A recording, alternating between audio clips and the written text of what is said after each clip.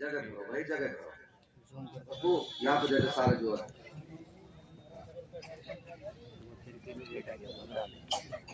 بسم اللہ الرحمن الرحیم. الحمدللہ وکفا وسلام علی عباده الذین اصطفیٰ، اما بعد.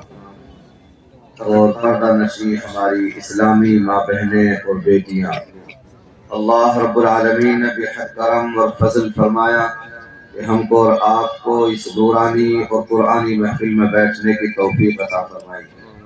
یہ اللہ کا کرم، اس کا فضل اور اس کا احسان ہے. اللہ تعالی ہم سب کو بار بار ایسی محفلوں میں بیٹھنے کی توفیق عطا فرمائے. میرے بھائیوں، اجتماعات دیوات میں اتنے زیادہ ہو رہے ہیں کہ ہمارا نہ تو چلنو بس کو نہ بولنو بس کو. حقیقت یہ ہے کہ ہم جت چاہ گئے. اور میرے بڑے بھائی اور میرے لیے قابل احترام حضرت مولانا محمد اطہر صاحب جو پیچھے تشریف فرما ہے، انشاءاللہ وہ خطاب فرمائیں گے اور آپ کو بہت اہم نصیحت فرمائیں گے. اللہ تعالی ہم سب کو عمل کی توفیق عطا فرمائے. ہم گولی لے لے کے چل رہے ہیں. ظہر کے بعد 3 بجے صبح ساڑھے سے بخار چڑھو اور میری 5:15 بجے آنکھ کھلی. میرے بیٹا نے جگایا کہ ابا پروگرام میں جانو ہے. تو تب جا کر کے اتنی ہمت ہوئی کہ ہم آپ کے سامنے موجود ہیں. روزانہ 2 3 پروگرام، رات میں 1:30 بجے واپسی، پھر دن میں وہی حال. آخر ہے تو بھائی مشینری، اس جسم کو بھی آرام بھی چاہیے، کھانوں بھی ٹھیک ٹھاک چاہیے. نہ ہم کو روٹی بھی کھانی ہو جائے، جردہ بچے تو مکان بھی چھٹوڑ کو سے بچے. ایسے بدقسمت ہم پہلے کھا لے وہاں تو پھر ہم کو تقریر نہ ہو، پھر وہ کھا پیٹ بھرے کی مار رہے ہے نا بھائی. تقریر نہ ہو، کھا کے نہیں. اور سب چیزوں سے پرہیز، اور جو پرہیز وہی آج کل کھانے کی چیز.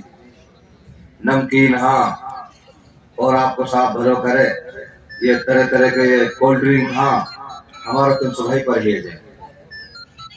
خیر ماشاءاللہ یہاں آ کر بیٹھ کر آپ کے درمیان بڑی خوشی ہوئی اور دعائیں نکل رہی ہیں کہ اللہ تعالیٰ اس اجلاس کے منعقد کرنے والے عزیزم مولانا محمد حامد صاحب جو ہمارے بہت ہی عزیز ہیں، جنہوں نے محفل سجائی، اللہ تعالیٰ ان کے ادارے کو دن دوگنی رات چوگنی ترقیات سے نوازے اور ہم سب کو اللہ تعالیٰ ان کے قدردانی کی توفیق عطا فرمائے. تو ابھی چلنا روز پہ اس مائک میں ہم ہوئی آواز پھینک رہے.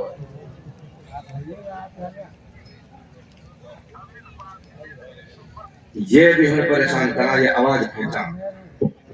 اچھا واضح کر پڑھ لے. اچھا اچھا یہ ٹھیک ہے، ٹھیک ہے. ہاں ٹھیک، تھوڑی سیٹنگ صحیح کرتے ہیں. میرے بھائیوں، انسان کے پاس سب سے قیمتی جوہر، سب سے قیمتی چیز زندگی گزارنے کے لیے وہ عقل ہے. کیا ہے بھائی بولو؟ عقل. اور دوسرے نمبر پہ ہے علم، اور تیسرے نمبر پہ ہے ادب، تہذیب، اچھا کلچر، اور چوتھے نمبر پہ ہے مال. اب ہم نے سب نمبر پیچھے کر دیے اور مال کو پہلے نمبر پہ کر دیا. مال ہو، حلال کا ہو، حرام کا ہو، اولیکس کا ہو، آن لائن ٹھگی کا ہو، بے ایمانی کا ہو، رشوت کا ہو، جھوٹ کا ہو، قبرستان بیچ کر کے آئے، کسی کا حق مار کر آئے تو کیا چاہیے؟ مال. جبکہ مال کوئی اہم نہیں ہے. سب سے اہم چیز زندگی گزارنے کے لیے انسان کے پاس وہ عقل ہے. کیا ہے بھائی بولو؟ عقل. اور دوسرے نمبر پہ ہے علم، بلکہ عقل علم سے 9 گنا بڑی ہے. ایک گنا نو گنا. اسی لیے فارسی کی کتابوں میں لکھا ہے یک من علم را 10 من عقل باید. ایک من علم کو استعمال کرنے کے لیے 10 من عقل چاہیے. کتنی عقل چاہیے؟ 10 من. کسی کے پاس 1 من علم ہے، اس علم کا فائدہ جب ہوگا جب اللہ تعالیٰ اس کو 10 من عقل دے دے گا. اور اگر عقل 10 من نہیں ہے پھر اس علم سے فائدہ نہیں ہوگا جو ہونا چاہیے. پھر یہ پڑھ کے الٹے سیدھے کام کرے گا. پھر قوم یہ کہے گی کہ بھائی مول صاحب یہ پڑھ تو گئے پر گنو نہ. یہ جو گنو ہے یا ایک نام عقل ہے. ایک میاں جی پڑھو تو تھوڑا سو لیکن گن بہت گئے یعنی عقل بہت ہی. راضی بات سمجھ میں؟ ایک میاں جی پڑھو تو ہو تھوڑو لیکن گنو ہو زیادہ، عقل بہت زیادہ ہی. عقل سے گاڑی چل رہی. اللہ ہم سب کو عقل سلیم عطا فرمائے. تو ایک دفعہ ایسا ہوا کہ مہجت کی کوئی آمیر گلو گر گئی. جہاں مہجت میں میاں جی امام ہو. کہاں گر گئی بھائی بولو؟ گلو. اب ظہور میں مقتدی آئے کہ میاں جی نکھا ایک کنواں میں تو گلو گری پڑی ہے. نو جندیک مر گئی، نک مری پڑی ہے. نک تازہ ہے کہ باسی؟ نک تازہ ہی ہے ویسے. نک اچھو نکب کیسے رہے گی؟ اب ایسے رہے گی پہلے تو کریاؤ تھا مجھو گھر ہے. جب بتاؤں گا مسئلہ سب بھیج دیے گھر، وضو کر دیا ہے، ظہور کی نماز پڑھا دی. میاں جی بتانے کیسے رہے گی؟ نک ایسے رہے گی آگی کہ نو تحقیق کر کے لاؤ کہ گلو پہنچ کے بڑھ گری ہے کہ منہ کے بڑھ گری ہے. مسئلہ جب بنے گا. انہوں نے کہا یار میاں جی تو بھی الٹی بات کرا. یا کون بتائے وہ پہنچ بڑھ گری ہے کہ منہ کے بڑھ گری ہے؟ ارے بھائی تم کم سے کم جاؤ تو صحیح گھر ہے. پوچھ تاچھ کرو پورے محلے میں گاؤں میں. کہیں نے دیکھی ہو کہ چھری چوری نہیں کے بات چھوٹے نے وہ کہہ دے بھائی پہنچ بڑھ گئی ہے منہ کے بڑھ. اگر تحقیق ہو جائے گی تو مسئلہ بن جائے گا صاف. تو وہ تو بھیج دیے اور کہا کام کرو میاں جی نے اب سائیکل اٹھائی اور جھٹی پڑوس میں کوئی بڑو مول صاحب رہے اور وہاں سے پوچھا ہے مول صاحب ایسے ایسے اور مہجت کے کنواں میں گلو گری کیسے رہے گی؟ نو مر گئی نو کھا مر گئی. پوری پھٹی تو نہ نکنا پوری پھٹی نہ ہے بس مری ہے. نو تو یہ کام کریو میاں جی 30 ڈول پانی نکلوا دیو کنواں پاک ہو جائے گا. آگو میاں جی پوچھ کے اثر سے پہلے پوچھ بھی آئے اور کنواں پہ یا کے بیٹھو. پھر آئے مقدر سر مجھو کر کے نو میاں جی یا کہاں رہے گی؟ تم تو بتاؤ کہتے کہ کر کے لائے پہنچ بڑھ گری کہ منہ کے بڑھ بتائی کہیں نے. نبا میاں جی کوئی نوئی نہ کرو کہ ہم نے گرتی دے گی. اور اگر کوئی ہون دیکھ بھی رہو گر رہی ہے جب بھی جلدی سے چانچ نہ پڑے کہ منہ پہلے ٹکو پہنچ پہلے ٹکے. بہت مشکل کام ہے. نو کہا رہی نو نہ ہو رہی تحقیق نہ ہو رہی تحقیق تو ایسے کرو کہ یا میں سو 30 پہلے گلو نکالو 30 ڈول پانی نکال دیو کنواں پاک ہو جائے گا. کر دیو ایسے. پھر کہنے لگے کچھ آدمی یار میاں جی کے مسئلے کوئی خاص پکی بات نہ ہے تم ایسے کرو بھائی مول صاحب دور ہی دے گئے 5-4 آدمی چلو تم دوبارہ پوچھ کا ہوں بڑے مول صاحب سے. پھر وہ چلے گئے. ابھی بڑو مول صاحب ان کے پاس علم بھی تھا اور عقل بھی تھی. علم بھی تھا اور عقل بھی تھی. 5-4 آدمی پھر آ گئے. یار مول صاحب ہمارے محض کے کوئی میں اور گلو گر گئی. تو بچوں مر گئی نو کھا مر گئی. پوری پٹ جانا پوری پٹ نہ ہے تو بچوں نے بیٹھ جاؤ.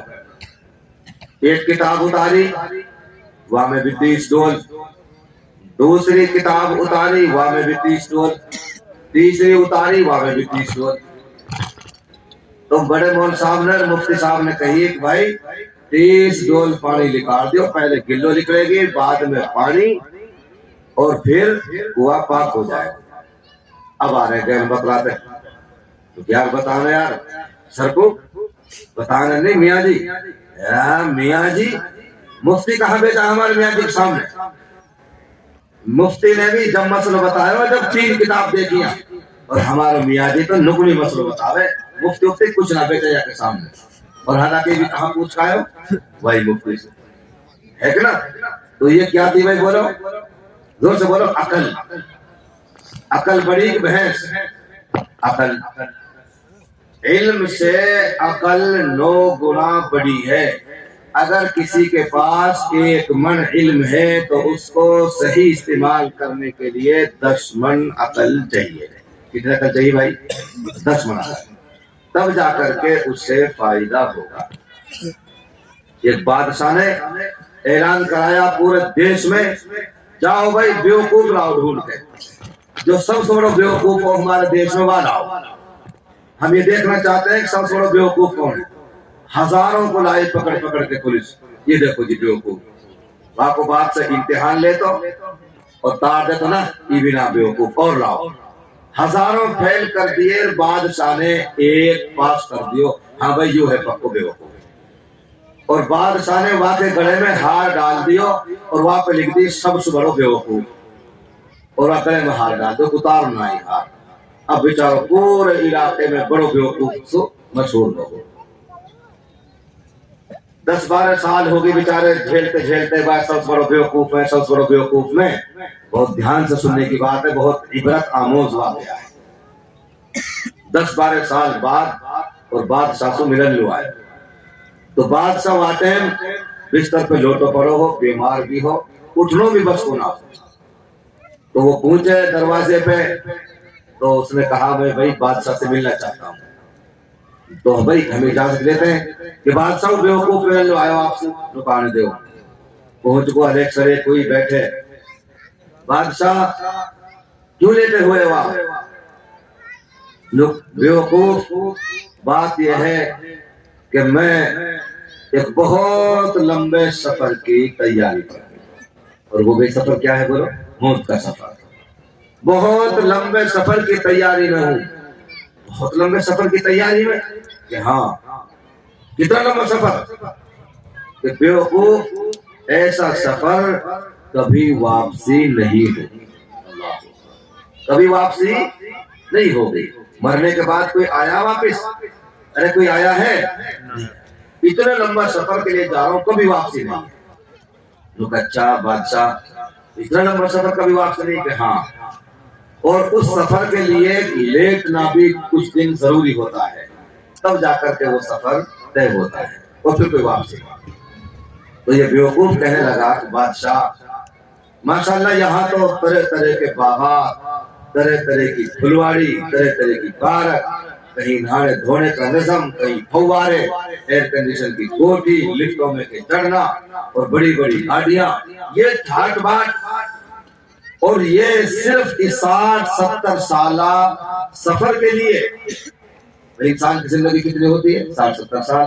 اللہ کے نبی علیہ السلام نے فرمایا میرے امت کے لوگوں کی عمریں 60 اور 70 سال کے بیچ میں ہوگی. خود حضور اکرم صلی اللہ علیہ وسلم کی عمر کتنی تھی؟ بولو بھائی 63 سال. حضرت ابوبکر صدیق رضی اللہ تعالیٰ عنہ کی بھی کتنی تھی؟ 63 سال. 2.5 سال حضور سے چھوٹے عمر میں اور 2.5 سال بعد میں گئے.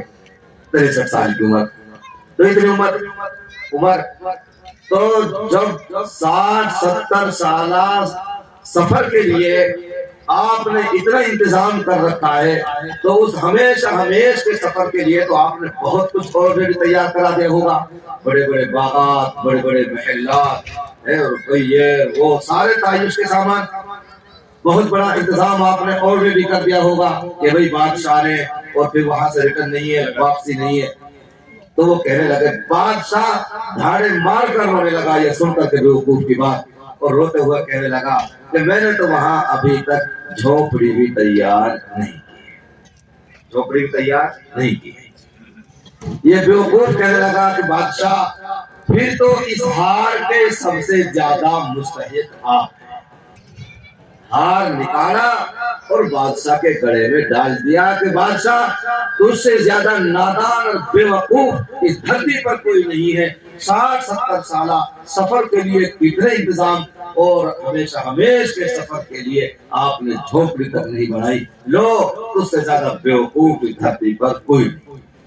اور اتنا کہہ کر یہ واپس ہو گیا. بادشاہ چیخیں دھاڑے مار کر روتا رہا کہ واقعتاً اگر اس دیش میں سب سے بڑا بے وقوف اور نادان اور جاہل اور گدھا ہے تو وہ میں ہوں. میں تو بیکار سروے کرا رہا تھا. بتاؤ بے وقوف کو ڈھونڈ کر کے کون بے وقوف؟ میرے بھائیوں اگر ہم نے آخرت کے لیے کوئی ذخیرہ نہیں بھیجا، اس سفر کا کوئی انتظام نہیں کیا، ہم سے زیادہ بے وقوف اور نادان کوئی نہیں۔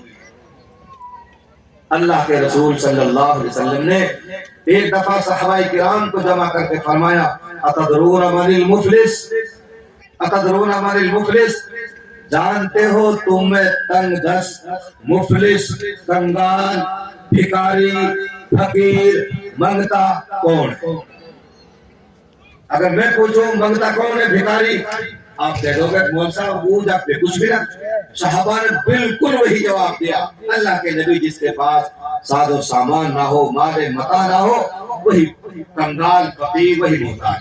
اللہ کے نبی علیہ السلام فرمایا غلط، غلط سمجھے۔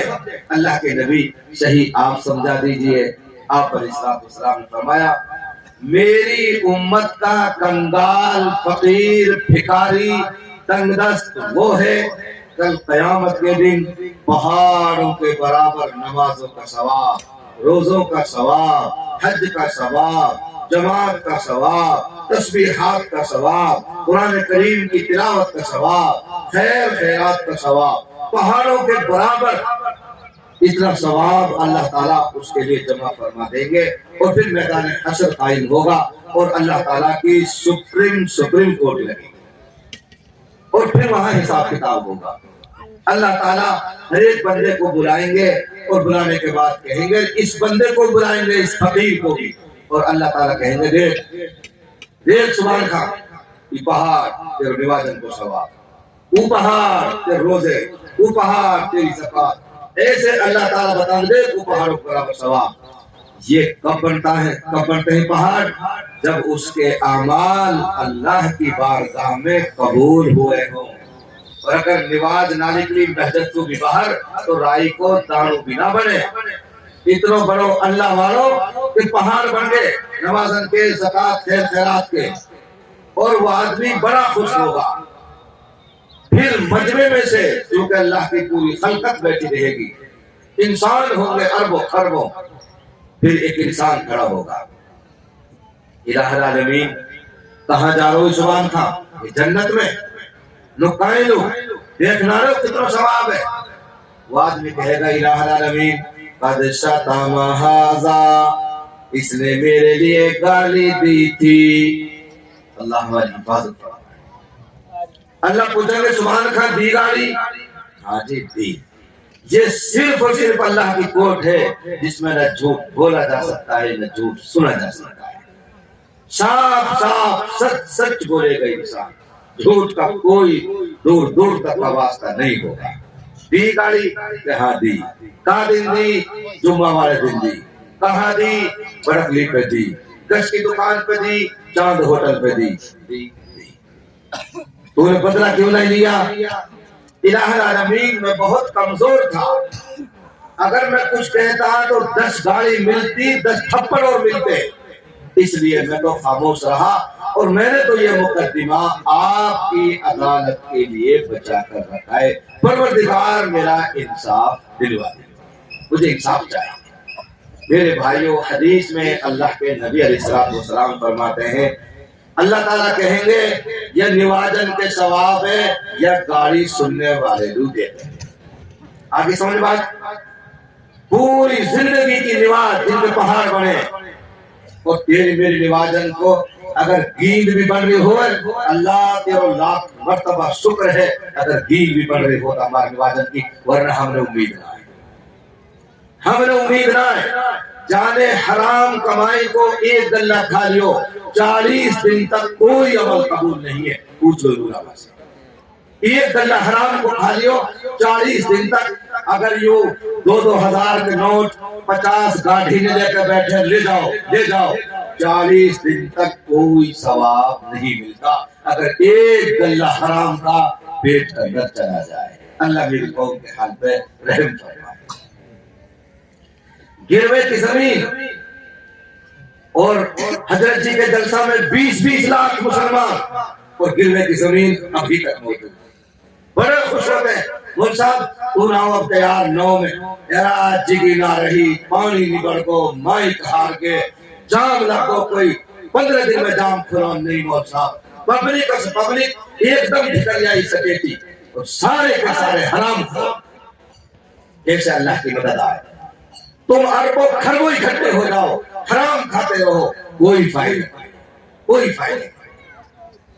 तौबा करो हजरत जी तशरीफ लाए आज के बाद जुआ नहीं खेलेंगे सट्टा नहीं खेलेंगे शराब नहीं पिएंगे गिरवे की जमीन नहीं लेंगे और अपनी औलाद को नहीं बेचेंगे और बाप मरते ही अपना बहनों का हक देंगे जमीन में से तब तो जाकर के बात बने वरना 10 करोड़ इकट्ठे हो जाओ कोई फायदा नहीं है। समझ रहे हो भाइयों बड़ा कठिन मसला है आखिरत का बड़ा कठिन मसला है। एक आदमी हजरू गयो हजरू कहा दे खजूर ये गोरस को हमारी आदत है ना कोई बेचारो बैंगन बेचने वाला आ जाए गोभी बेचने वाला आ जाए टमाटर बेचने वाला ये का पहले खावा गन्ना बेचना दे गंडा ऐसे चाखने में एक हाजी हजरू गयो पूरी जिंदगी में एक पैसा भी हराम को ना खायो तो नया हाजी ने कमायो बस बेचारे से गलती होगी एक खजूर भाव दिए 13 रियाल के 1 किलो खा गो आए हज पर आके लौट को मैं जुमा मैं तुम लौट बड़ो पागम बताओ पूरी जिंदगी एक पैसा भी हराम का ना खाया और न इस्तेमाल किया इतना अल्लाह वाला हाजी एक खजूर खा लिया आके मैं तुम लौट को अब सुपनो देख लो 2 फरिश्ते बतला रहे बैठे कौन लोटो पड़ो ही हाजी रसूला ए हज कर आयो वो फरिश्ते बतला रहे हज कर आयो हाँ हज कर आयो और तत्कर खाओ 2017 में अब बलिया की हज तो कबूल हुई ना कि ना हुई नुकनू ना हुई कि यानी एक हराम को खजूर खा लियो बगैर इजाजत के वो हज या की जमीन और आसमान के बीच में लटकी पड़ी अल्लाह मेरी कौम के हाल पर रहम फरमाए। आंख खुली हाजी रसूला बेचैन और फिर इरादा किया और मदीना मुनव्वरा पहुंच गया। अब वो दुकान तलाश कर रहा है कभी इधर वो दुकान नहीं मिलती तो दुकान तो मिल गई लेकिन वहां भी नहीं मिलता दुकानदार जब वो नहीं मिला तो दुकान भी टप गई अरब सड़ब वो दुकान पे नौजवान खूबसूरत जवान बैठा था उसने कहा चाचा बहुत देर हो गई आप कभी इधर कभी उधर क्या मामला है कि बेटा मामला यह है 4-5 साल पहले मैं हज के लिए आया था यहाँ एक खजूरों की दुकान थी उस पे सफेद दाढ़ी वाले बुजुर्ग बैठे रहते थे मुझे उसकी तलाश है कि चाचा मामला क्या है वो बताओ कि बेटा पहले मुझे ये बताओ वो सफेद दाढ़ी वाले बुजुर्ग कहाँ है मामला उससे बताओ। वो कहने लगे वो जवान की आंखों में आंसू आ गए वो कहने लगे चाचा वो मेरे पिताजी थे मेरे अब्बा जी थे उनका इंतकाल हुआ और 2 साल हो गए उनका इंतकाल हुआ अब दुकान का मालिक मैं हूँ और मैं दुकान पर बैठा हूँ चाचा आप बताइए बात क्या है। उन्होंने कहा हाजी रसूला ने कि भाई मैं हज के लिए आया मैंने हराम तरीके से बगैर इजाजत के तुम्हारी दुकान की एक खजूर खा ली और मेरा हज जमीन और आसमान के दरमियान अटका हुआ है अल्लाह के लिए मेरे लिए वो खजूर या तो उसकी कीमत ले लो या मेरे लिए माफ।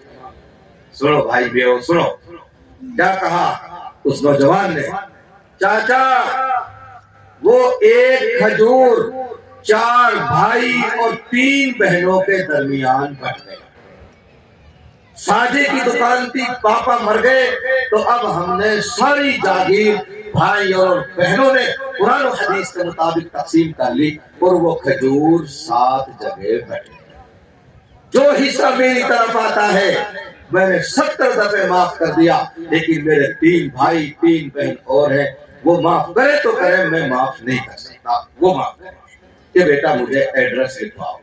अब वो ढूंढ रहे हैं एक भाई रियाज में एक जद्दा में एक ताइफ में एक बहन दम्माम में एक अलकसीम में और एक यम्बो में इतने दूर पूरे मुल्क में शौबहार भाई फैले हुए। अब वो बेचारा पूरे सऊदी अरब में घूमता है घूमते घूमते हर एक के दरवाजे पे जाता है और वो खजूर माफ करा आके फिर महजरी में फिर लौटो फिर सो फिर आए फरिश्ते यार कहा रही है हजरत रसूला की और क्या को है तो चढ़ो ऊपर अल्लाह कहीं नु कैसे चढ़ो ایسے چڑھو جو اس کے ذمے ایک کھجور تھا یہ اس کو معاف کرائے.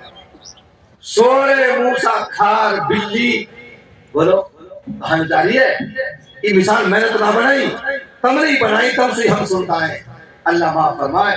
سورہ موسیٰ کھا لیتی ہے بلی، تب وہ حج کے ارادہ کرتے خون بخش آؤں گی. نہیں بخشش ہو سکتی، سورہ حج کر لو، نہیں معاف ہو سکتا کسی کا حق اگر ہم نے کھایا. تو میرے عزیز و بھائیو، خدا کرے کہ ہم پکے سچے مسلمان بن جائیں. ایک گاڑی پوری زندگی کی عبادت ہے نوازن نے لے گی. اب یہ پہاڑ ہو جائیں کو پھر کھڑ ہوئے ایک آدمی قد قذف ھذا اللہ، یعنی میرے پتھر مارو، مارو پتھر کہ جی مارو، ہلالیو دنیا بدلو. اجی چیئرمین صاحب ہے جی، کون بدل لے سکتے ہو؟ اچھا اچھا نہ بولے، ہماری کیا اوقات تھی؟ ہم بولتے تو بھول سی میں پہنچا دیتے. ہم نے اللہ بدلنے کی طاقت نہیں تھی. آپ کی کوٹ ہے، انصاف دلا دیجیے. دیو پتھر، ہاں دیو، کیا کیا جائے؟ حاضر ہوں، حاضر ہوں. روزن کے ثواب دے جا دے دیے. روزن کا ثواب ہے ایک پتھر لے لو، ایک الزام اور بہتان لے لو. اسی طرح لوگ کھڑے ہوتے رہیں گے اور اس کے پہاڑ ختم ہوتے رہیں گے. آخر پہاڑ ختم ہو جائیں گے، کیس اور بچ گئے. اللہ کے نبی فرماتے ہیں یہ ہے میرا امت کا بھکاری. سمجھ رہے ہو بھائی؟ کتنا مال لے کر آیا پہاڑوں کے برابر، اب خالی ہاتھ. کیس بچ گئے. اب ان کے گناہ اس کے ذمہ لادے جائیں گے اور اس کو جہنم میں دھکیل دیں گے. اللہ ہمارے حال پر بھائیو رحم فرمائے. میں کہتا ہوں خدا تک ان نوازن میں بھی مت پڑو اور روزن کے جماعتن کے چلین کے ان کے چکر میں بھی کھڑے مت رہو. کھڑے اس چکر میں رہو میں دنیا سے جا رہا ہوں، میرے ذمے کسی کا حق تو نہیں، اس چکر میں رہو. کیوں؟ نماز میں کمی کوتاہی ہے، اللہ غفور الرحیم. حج میں کمی کوتاہی ہے، غفور الرحیم. جماعت میں چلوں میں کمی کوتاہی ہے، غفور الرحیم. کائے کو ایک پیسہ کھا لیو، اللہ کہہ رہو اب میں غفور الرحیم نہیں، اب نہیں ہوں میں غفور الرحیم. میرے حق میں کچھ کمی آئی تو غفور رحیم، بندوں کے حق میں کمی ہے میں کوئی غفور رحیم نہ ہوں. ان سے معاف کرا. جب مر جانا مر جا، میو مرا. جب ہم روزانہ جنازہ پڑھاتے ہیں، جب میو مر جائے، قبرستان جنازہ پہنچ جائے، جب اگر کائی میں ہمت جرات ہوئے گی تو مرنے والے کو خود بیٹا کہے گو کھڑو ہو کے، نہ تو ہمارے کان کہے گو مول صاحب جی ہاں جی نو کہہ دیو کہ بابا کے جو میں کوئی مانگ نہیں آ تو ہم دیے نہیں بیٹھے. ہمارا اعلان جب قبرستان جنازہ پہنچ جائے، بابا کے جو میں کچھ مانگے تھے ہم دینے بیٹھے. او بابا کے بیٹے، بابا 3 سال تو کھاٹ گوڑ رو، بابا کے بیٹا سوڑ میں گھوم بنا کے تیرے کینا پوچھی بابا تیرو آخری وقت ہے تو دنیا سے جانے والا رہا، چپ دیر میرے کان میں بتا دے تیرے ذمہ کسی کا حق تو نہیں. او باپ کے بیٹے قبرستان کے ناک بڑھاتا ہے، فارملٹی پوری کرتا ہے. ہم سمجھتے ہیں کہ فارملٹی کا علاوہ کچھ بھی نہیں ہے. لوگ کو بیٹا وہ ہے جو کہ لوگوں میرا باپ دنیا سے جا رہا ہے، میرے باپ کے ذمہ کسی کا کچھ لینا دینا نہیں. وہ تو ہے لوگ کو بیٹا، باپ کو بیٹا. اجی ہمارے باپ کے ذمہ کہیں کچھ اور تو ہم دے یہ کوئی دینے نہیں ہے. یہ گاؤں میں اعلان کرو، بہت بڑا گاؤں میں بات اور اعلان کرو، روتے روتے ہیں میرے باپ کے ذمہ کوئی مانگے تو میں دینے بیٹھا ہوں. جھٹ پڑو گے لبردار. اللہ جزا خیر نصیب فرمائے. ایسے لبردار دادا کہا کہہ رہا ہوں، دادا نو کہہ رہا ہوں بابا کے ذمہ کوئی مانگے دینے بیٹھے ہیں. ایسے کریو اگر اپنے باپ کو ڈھونڈا مٹی دینے کے بعد بنگلہ پہ بیٹھ جائے اور کاپی پہن لے کے جن کی وہ پتو ہی نمٹا دیو. وہ گاؤں میں سو اعلان ہی ختم اور نمٹا لو. اعلان ہی ختم. ہم کہنے تو الگ بات ہے لیکن کوئی اعلان نہیں کرتا. تو میرے عزیزو ہم دنیا سے جائیں، ہمارے ذمے کسی کا حق کیا نہ ہو. بولو بھائی، لینا دینا نہ ہو. اللہ کے رسول صلی اللہ علیہ وسلم جب نماز جنازہ پڑھاتے تو 2 بات آپ عام طور سے آپ علیہ السلام پوچھتے. ایک تو یہ بتاؤ جانے والے کا دین بتاؤ. مسجد میں دیکھو، حاجی دیکھو، جمعہ پڑھا کرو، پڑھ کرو، ٹھیک ہے. سبسڈی کر لو، اللہ اکبر. آپ نماز پڑھاتے تھے. دوسرے آپ صلی اللہ علیہ وسلم یہ پوچھتے تھے جانے والے کے ذمے کسی کا قرضہ تو نہیں ہے, کچھ ہے تو نہ کہیں کو حق. آپ نے حسب عادت یہ فرمایا جانے والے کے ذمے کسی کا حق نہیں ہے. تو لوگوں نے کہا ہاں اللہ کے نبی اس کے ذمے حق ہے, قرضہ ہے اس کے ذمے, چکایا نہیں مر گیا. اللہ کے نبی علیہ السلام فرمایا علماء سے پوچھو صلو علی صاحبکم, تم پڑھ لو نماز اپنے واری کی, میں نماز نہیں پڑھاؤں گا. حضور نے کہہ دیا صلو علی صاحبکم, خود پڑھ لو اپنے ساتھی پہ نماز, میں نہ پڑھا سو قائل مروئی قرضدار بن گئے. کیوں, کس کے ذمہ حق ہے کسی کا؟ آپ ناراض ہو کے وہاں چلے گئے, پڑھ لو بھائی, پڑھاؤ تم, میں جاؤں گا. یہ ہے ہمارا مذہب. ایک ساتھی پیچھے سے کھڑے ہوئے صحابی حضرت ابو قتادہ رضی اللہ تعالیٰ عنہ, وہ ایمانی بھائی تھے, ماجائے بھائی نہیں. ماجائے بھائی پر تو یہ چھرا, یہ چھرا ماجائے بھائی پہ, ویسے یہ کام مسلمان. اس نے کہا ابو قتادہ نے پچھلی صف میں سے, اللہ کے نبی اس کا ایک ایک آنے پائی قرضہ میں چکاؤں گا, آپ تشریف لائے. اللہ کے نبی میرے مسلمان بھائی کا نماز جنازہ پڑھائے. ایک ایک آنے پائی کی ذمہ داری ایک صحابی نے اٹھ لی. اللہ کے نبی علیہ السلام تشریف لائے اور آپ نے نماز جنازہ پڑھائی. میرے بھائیوں, صرف ہم یہ دھیان دیں, توجہ دیں کہ ہم نے مرنے کے بعد کے لیے کیا ذخیرہ جمع کیا. ہم جا رہے دنیا سے, ہمارے ذمے کسی کا کوئی حق تو نہیں ہے. اللہ کے نبی علیہ السلام نے فرمایا ایک زمانہ ایسا آئے گا, کچھ لوگ, کچھ جماعت, کچھ اللہ والے ایسے ہوں گے, لو ہاتھ اٹھائیں گے, یا ربی, اے اللہ مودی کو تختہ پلٹ جائے, اے اللہ کھٹر ہار جائے, اے اللہ یہ ہو جائے, یہ ہو جائے, اے اللہ ہمیں انصاف مل جائے, ہمارے 2 بچے جلا دیے گئے. ایسے ہاتھ اٹھائیں, اللہ پکاریں گے, ربی کریں گے. میرے آقا و مولا حضرت محمد مصطفیٰ صلی اللہ علیہ وسلم ارشاد فرماتے ہیں یہ ایسے لوگوں کی جماعت ہوگی ان کا کھانا بھی حرام, ان کا پینا بھی حرام, ان کے لگتا بھی حرام. اللہ کے نبی فرماتے ہیں پھر دعا قبول ہو تو کیوں ہو دعا قبول؟ مانگو, کرو رو گڑگڑاؤ, کرو پردرشن, مانگو بھی, لگاؤ دم گھٹے, کچھ حاصل نہیں. کیوں؟ نہ لگتا حلال کے, نہ کھانو حرام کو, نہ پینو حرام, سب حرام, کوئی سننے والا نہیں ہے. ایک راستے میں ایک سپاہی کی اور ایک عام آدمی کی لڑائی ہوگی. سپاہی کی اور ایک عام آدمی کی لڑائی ہوگی.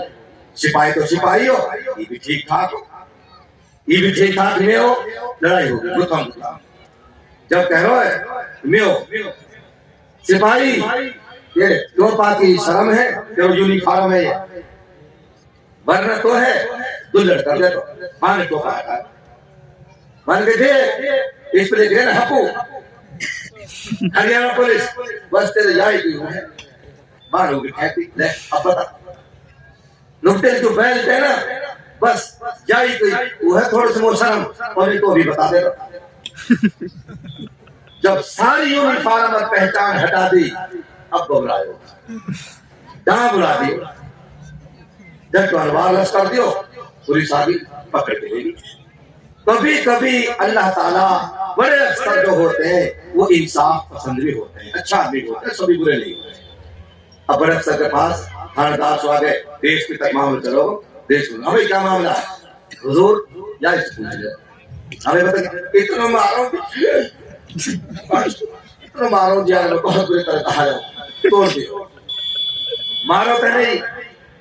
اب کہہ رہے تو جی مارو, یہ کیوں مارا؟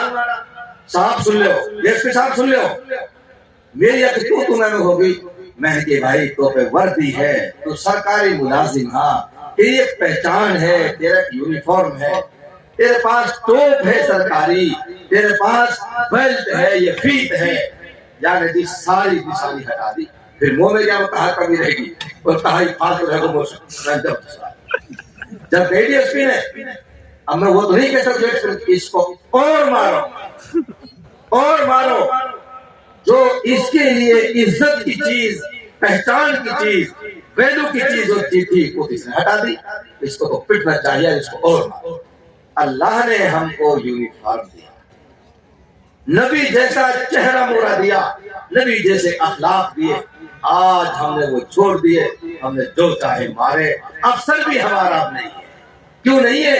اس کی دی ہوئی نشانی یونیفارم ہم نے ہٹا دی. اللہ بھی ہمارے نہیں ہے. پٹنے دو، مجھے کوئی پرواہ، ذلیل ہو تو ہو، مجھے کوئی پرواہ نہیں ہے. ہم نے جو ان کی پہچان دی، شناخت دی، ان کا چہرہ مورا ایسا بنایا، نبی کا طریقہ دیا، چھوڑ دیا، مارو، ہمیں کوئی ہمدردی نہیں.